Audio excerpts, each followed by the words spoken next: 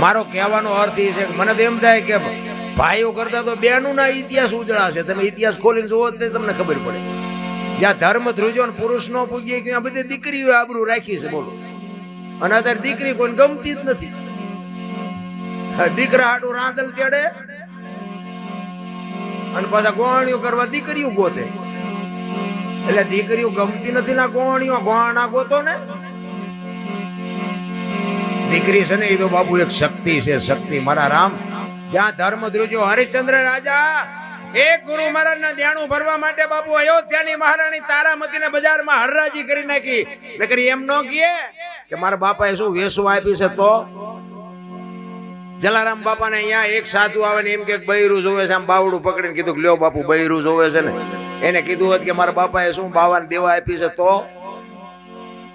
અરે શું મારા રામ તમે નું કરવાના હતા ભલા. માં છે એ તો માં છે. હું તો મારે તો આ બધો જાણીતો ડાયરો છે પણ મારી ભલામણ ગમે ત્યાં જાઉં ને મારી ભલામણી એક જ હોય બાપ ને બાપને જાળવજો. જિંદગીમાં કાંઈ ન કરવું પડે ભલામણ. મા બાપ જેવા બાપુ ભગવાન આ દુનિયામાં કાંઈ છે જ નહીં. આખી દુનિયાને બધું આમ તમે જુઓ તો આમ દામ ને ઠામ છે પણ મારી પાસે લગભગ ભડકા છે. શું કામ? મા બાપ દુખી છે એટલે.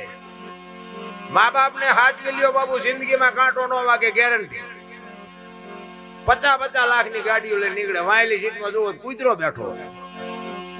હવે આ લબરક કરતો આમાં માને બાપાને બેહાર્યા હોય તો અરે અમને સારું જોડું નથી જોડ્યું. મારો દીકરો કેવી ગાડીમાં ફેરવ્યો બાપુ જિંદગીમાં કાંટો ન વાગે ભલા. પણ આ ગમતું જ નથી કોઈને. પછી કે શું નડતું હશે? જો રહી નાખો દાણા તમને ખબર પડશે શું નડે છે. કર્મની ગતિ બાપુ કોઈ નથી. ઘણા કહેતા કે સ્વર્ગમાં ઇન્દ્ર ભગવાન સોનાના સિંહાસન ઉપર બેઠા છે. ઇન્દ્રની અપસરાયું નાચ કરે છે. અહીંયા ફુવારા છે. અહીંયા કોઈક જી આવ્યું હોય કોને મારા પગ ચાલવા.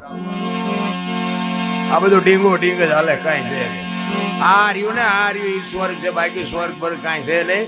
અને એની રાહ જોતા નહીં. અને ભગવાન ગોતતા હોય ને તો મારામાં તમને દેખાય અને તમારામાં મને ભગવાન દેખાય. સમજી લેજો છે. નકર આટા મારવાનું બંધ કરી દેજો. ક્યાં દ્વારકા વાળા કે હરિદ્વાર જવું છે, પાવાગઢ વાળા કે સોમનાથ જવું છે, તો છે હાસુ ક્યાં? ઈ તો કો બધા હળીએ ચડ્યા છે. કાંઈ છે નહીં. આપણા ઘરે એક નાનું એવું મંદિર હોય, ઘર હોય, નાનો ફોટો હોય, નાનું મંદિર હોય, એમાં દીવો અગરબત્તી આખી દુનિયા કરતી હોય. હું કરું હાલો ને. પણ હું તમને એક વાત કરું, ચોખા ઘીના દીવા બાળતા હોય, રોજ 2 ટાઈમ આરતી પૂજા કરતા હોય, બહાર ગામ જવાનું થાય આખા ઘરના ને તો ઘરને તાળું મારો કું કાઢું રાખો. તાળું જ મારે ને બધા. તો હું એમ કહું કે આ 360 દી ચોખા ઘીના દીવા બાળો, 2 દી તમે લગ્નમાં જાઓ, 2 દી ધ્યાન ન રાખે.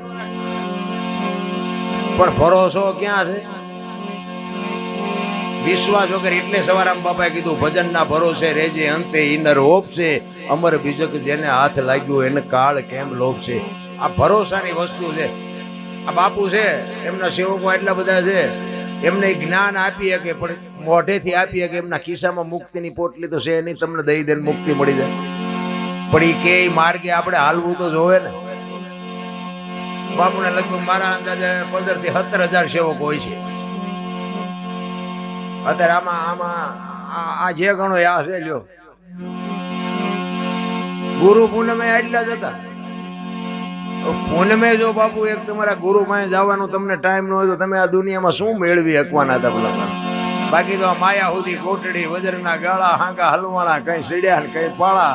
પણ કાંઈક ગંગા સતીની વાણી કહે છે બાપુ આ ભજન છે ને 21,600 શ્વાસા આપણા એમ નામ જાય છે. આ શ્વાસાની વાત છે બાપુ. સ્વર છે ને એ ઈશ્વર છે, બીજો કોઈ ઈશ્વર છે નહીં.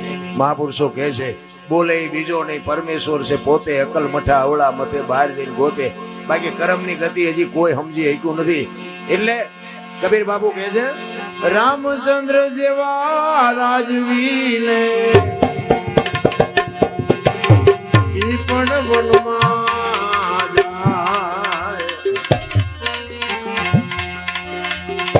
માતા સીતાને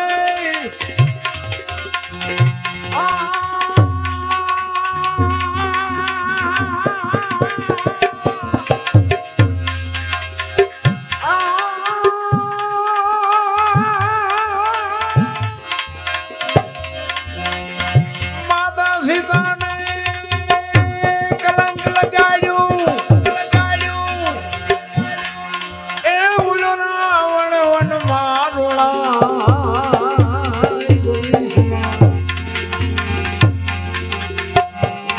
માંડ્યો હોય તે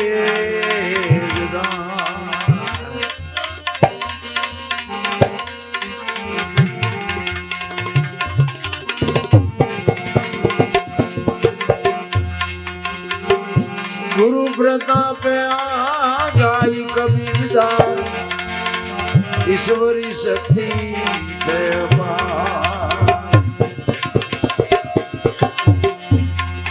સારા કરમ તમે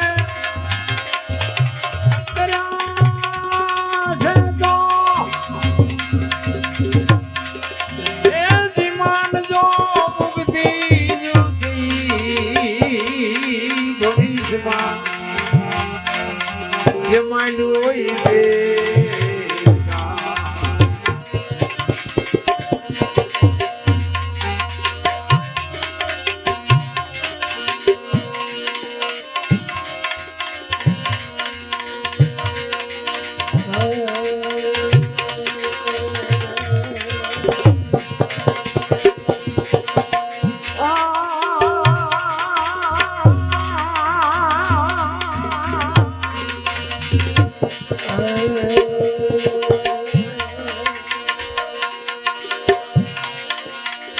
રામો રે વતને ખેલવે એ તેદી છુટા મેલીને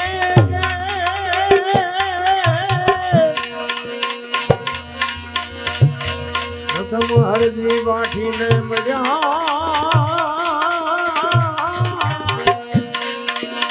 તેદી હતો